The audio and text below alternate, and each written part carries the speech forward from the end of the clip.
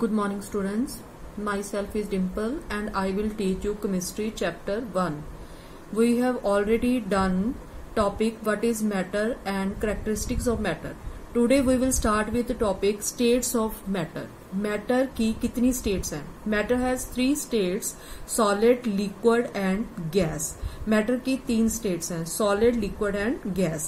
Observe different types of matter around you. What are its different states? We can see that matter around us exists in 3 different states, solid, liquid and gas. These states of matter arise due to the variation in the characteristics of the particles of matter. Now let us study about the properties of these 3 states of matter in detail. First, we will discuss the solid state of matter. What is the solid state of matter? Matter की solid state क्या होती है? Solid is that state of matter which has definite volume and definite shape. Solid matter की वो state है जिसका volume भी definite होता है और शेप भी डेफिनेट होती है. क्या मतलब इसका कि इसकी सॉलिड की ना तो हम शेप चेंज कर सकते हैं और ना ही हम वॉल्यूम चेंज कर सकते हैं. Collect the following articles: a pen, a book, a needle, a piece of wooden stick. All these are solids. Sketch the shape of the above articles in your notebook by moving a pencil around them.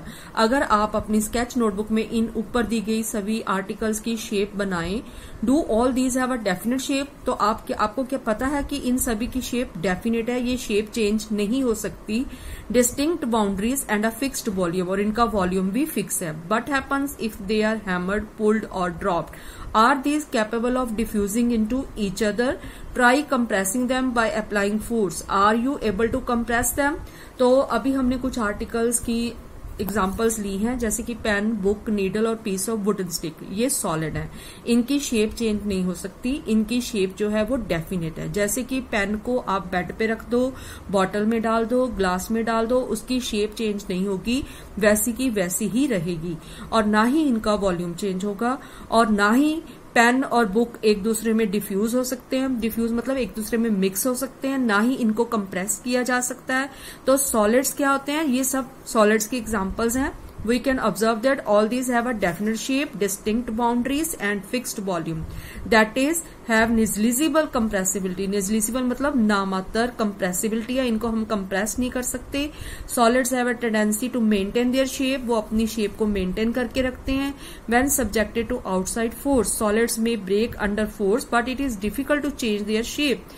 हम इनको break कर सकते हैं, लेकिन इनकी shape को change नहीं कर सकते. जैसे कि पेंसिल को हम तोड़ सकते हैं, लेकिन उसकी शेप जैसी है वैसी रहेगी. हम उसको अगर राउंड करना चाहें तो हम उसको राउंड नहीं कर सकते. पेंसिल की शेप सिलेंडर होती है, इसको हम राउंड नहीं कर सकते, उसको तोड़ सकते हैं. मतलब सॉलिड्स की शेप को चेंज नहीं किया जा सकता. Consider the following. But about a rubber band. अगर हम रबर बैंड देखें, रबर बैंड भी एक सॉलिड है, लेकिन हम उसको जब स्ट्रेच करते हैं तो हम उसकी शेप को चेंज कर सकते हैं. Is it a solid? अभी हमने सॉलिड की डिफाइन की है कि सॉलिड की शेप को चेंज नहीं किया जा सकता. But about sugar and salt, what kept in different jars, these take the shape of the jar. अगर हम शुगर को और नमक को जिस भी कंटेनर में डालते हैं, अगर बॉटल में डालेंगे तो उनकी शेप बॉटल जैसी हो जाएगी, अगर हम किसी जार में डालते हैं उसकी शेप जार जैसी हो जाएगी. तो लेकिन अभी हमने ये स्टेटमेंट पढ़ी है कि सॉलिड्स की शेप डेफिनेट है और उसका वॉल्यूम डेफिनेट है, उनकी शेप चेंज नहीं हो सकती. जबकि यहाँ पे कुछ सॉलिड्स ऐसे हैं जैसे कि रबर बैंड है, शुगर है, साल्ट है, जो कंटेनर की शुगर एंड साल्ट जो है जिस कंटेनर में हम उनको डालते हैं उनकी शेप ले लेते हैं. इसी तरह रबर बैंड की शेप को भी हम चेंज कर सकते हैं. All the above are solids. ये भी सॉलिड्स हैं. A rubber band changes shape under force and regain the same shape when the force is removed. अब अगर हम रबर बैंड को देखें तो हम जब उसके ऊपर फोर्स अप्लाई करते हैं तो उसकी शेप चेंज होती है, और अगर हम वही फोर्स को रिमूव कर देते हैं तो वो अपनी शेप में वापिस आ जाता है. The shape of each individual sugar और साल्ट क्रिस्टल रिमेन्स फिक्स्ड. इसी तरह शुगर और साल्ट की जो शेप है वो फिक्स रहती है. Whether we take it in our hand, चाहे वो हम उसको अपने हाथ में लेते हैं, जहाँ पे प्लेट में डाल देते हैं, या फिर जार में. तो कहने का मतलब ये है कि उनकी शेप चेंज नहीं होती है, रहते वो वैसे ही हैं, लेकिन हम जिस कंटेनर में डालते हैं हमें लगता है कि उनकी शेप चेंज हुई है, लेकिन उनकी शेप जैसे दिखने में है वो वैसी ही रहती है. अ sponge has minute holes in which air is trapped. इसी तरह स्पॉन्ज आपने देखा है, उसके बीच में छोटे छोटे शेक होते हैं जिनके अंदर हवा चली जाती है. व्हेन वी प्रेस इट, और जब हम इनको दबाते हैं तो उसमें से हवा बाहर आ जाती है, and we are able to compress it. अब हम इनको स्पॉन्ज को हम कंप्रेस कर सकते हैं। स्पॉन्ज भी एक सॉलिड है, लेकिन हमने ये क्या पढ़ा है कि सॉलिड्स वो होते हैं जिनको कंप्रेस नहीं किया जा सकता, हम उनको कंप्रेस नहीं कर सकते।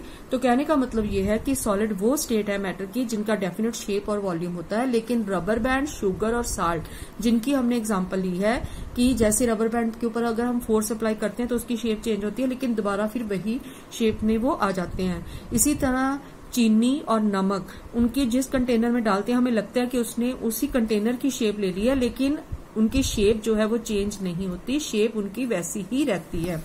तो नेक्स्ट है liquid. Liquid is that state of matter which has definite volume but not definite shape. Liquid matter की वो स्टेट है जिसका वॉल्यूम डेफिनेट होता है लेकिन उसकी शेप डेफिनेट नहीं होती।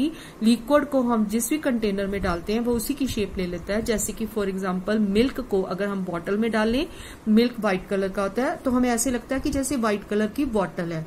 इसी तरह अगर हम मिल्क को बकेट में डालते हैं तो वो बकेट की शेप ले लेता है। तो कहने का मतलब ये है कि लिक्विड की शेप जो है वो डेफिनेट नहीं होती।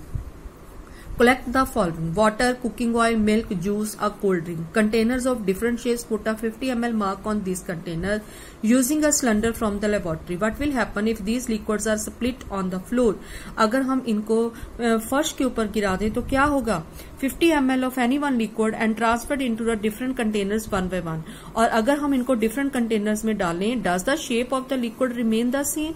तो क्या लिक्विड की शेप सेम रहेगी? नहीं। जैसे मैंने अभी आपको बताया कि जो लिक्विड्स होते हैं वो कंटेनर की शेप ले लेते हैं। We observe that liquids have no fixed shape but have a fixed volume. उनकी शेप फिक्स नहीं होती लेकिन उनका वॉल्यूम फिक्स होता है। They take up the shape of the container in which they are kept, और जिस कंटेनर में उनको डाला जाता है उसी की शेप वो ले लेते हैं। Liquids flow and change shape. Liquid जो है वो फ्लो कर सकते हैं, शेप चेंज हो सकती है उनकी। So they are not rigid but can be called fluid, उनको हम फ्लूइड कहते हैं। Refer to activities 1.4 and 1.5 where we saw that solids and liquid can diffuse into liquids. The gases from the atmosphere diffuse and dissolve in water.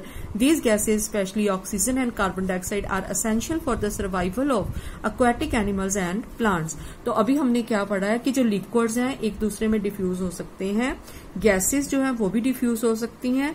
जैसे कि हमने यहाँ पे पढ़ा कि ऑक्सीजन एंड कार्बन डाइऑक्साइड जो है वो एसेंशियल है for the survival of aquatic animals and plants. All living creatures need to breathe for survival. The aquatic animals can breathe underwater. सभी को सांस लेने के लिए ऑक्सीजन चाहिए। जो aquatic animals होते हैं वो पानी के नीचे ही ब्रीथ करते हैं।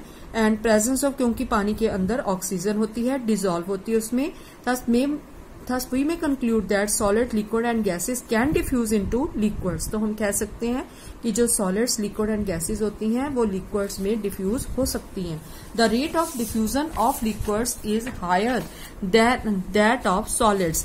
तो जो liquids होते हैं उनका diffusion का जो rate होता है वो solids के comparatively ज्यादा होता है। This is due to the fact that in the liquid state particles move freely and have greater space between each other as compared to the particles in the solid state. जो liquid के particles हैं उनके बीच में solid के comparatively ज्यादा space होती है। हमने पहले पढ़ा था कि जो particles होते हैं matter के उनके बीच में space होती है, तो जो solids के particles होते हैं उनके बीच में space बहुत कम होती है, liquids में उनके comparatively ज्यादा होती है, और gases में तो पार्टिकल्स के बीच में स्पेस बहुत ही ज्यादा होती है।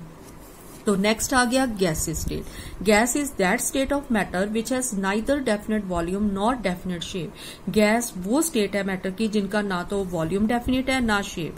गैसेस की शेप भी चेंज हो जाती है और वॉल्यूम भी। फॉर एग्जाम्पल अगर हम एक परफ्यूम की बॉटल, छोटी सी बॉटल लेते हैं और अब उसको हम थोड़ा सा ओपन करते हैं तो वो पूरे रूम में ही स्प्रेड हो जाती है, तो इसका मतलब उनका वॉल्यूम और शेप जो है वो चेंज हो जाता है। Take 300 ml syringes and close their nozzles by rubber corks as shown.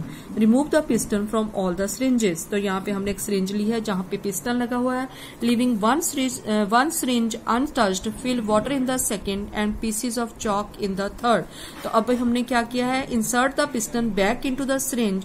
You may apply some Vaseline on the piston before inserting them into the syringes for their smooth movement. Now try to compress the content by pushing the piston in each syringe.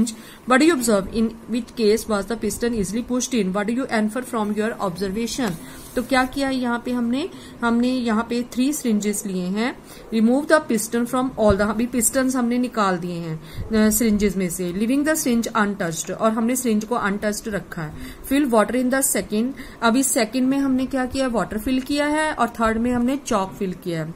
तो जब हम insert the piston, उसके बाद हम piston लगा देते हैं syringes में, और जब हम पिस्टन दबाते हैं तो किस में हम इजिली जो है वो सिरिंज को दबा सकते हैं पिस्टन से, जिसमें लिक्विड है वो इजिली मूव करेगी, जिसमें हमने क्या डाला है, चॉक डाला है, वो इजिली मूव नहीं करेगा।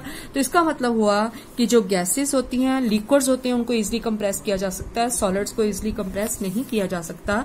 We have observe that gases are highly compressible as compare to solids and liquid, और गैसेज जो हैं वो हाईली कंप्रेसिबल होती हैं, जैसे कि एलपीजी जो हम अपने घरों में सिलेंडरों में यूज होती है, we get in our home for cooking, हम अपने घरों में कुकिंग के लिए यूज करते हैं।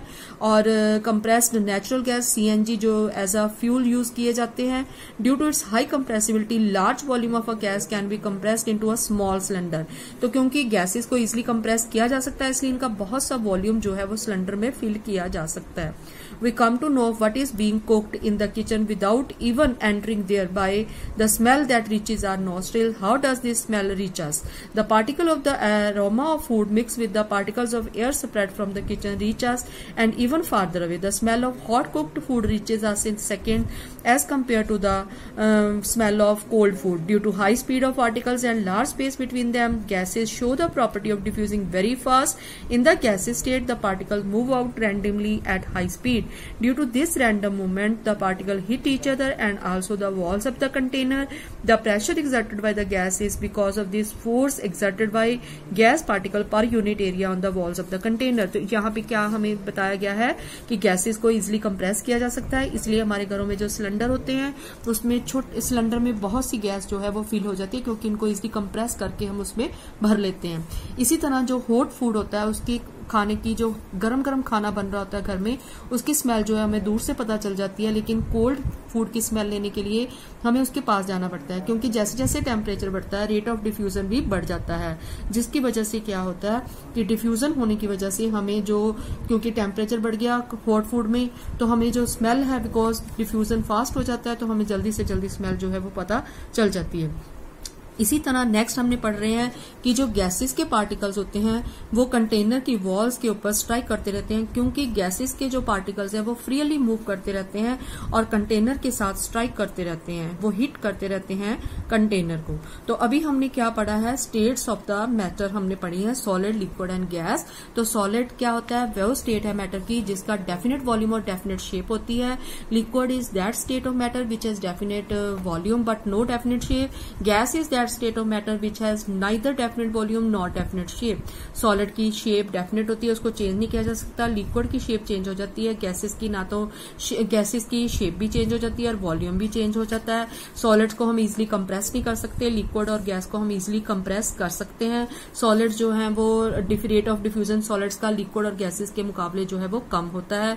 सॉलिड के जो पार्टिकल्स होते हैं वो टाइटली पैक्ड होते हैं, उनके बीच में स्पेस कम होता है। लिक्विड के जो पार्टिकल्स होते हैं वो लूजली पैक्ड होते हैं, उनके बीच में स्पेस कंपैरेटिव टू सॉलिड्स जो है वो ज्यादा होता है, और गैसेस के पार्टिकल्स के बीच में स्पेस बहुत ज्यादा होता है, इसलिए गैसेस को इजिली कंप्रेस किया जा सकता है। और गैसेस के जो पार्टिकल्स हैं वो फ्रीली मूव करते रहते हैं, और जिस कंटेनर में गैस को फिल किया जाता है वहां उसके कंटेनर की दीवारों के ऊपर वो स्ट्राइक करते रहते हैं, क्योंकि वो फ्रीली मूव करते रहते हैं। तो अभी हमने टॉपिक किया है कि मैटर की 3 स्टेट्स होती हैं, सॉलिड्स, लिक्विड्स एंड गैस। ठीक है, तो अभी हम इसके बाद नेक्स्ट टॉपिक जो है वो अपना करेंगे।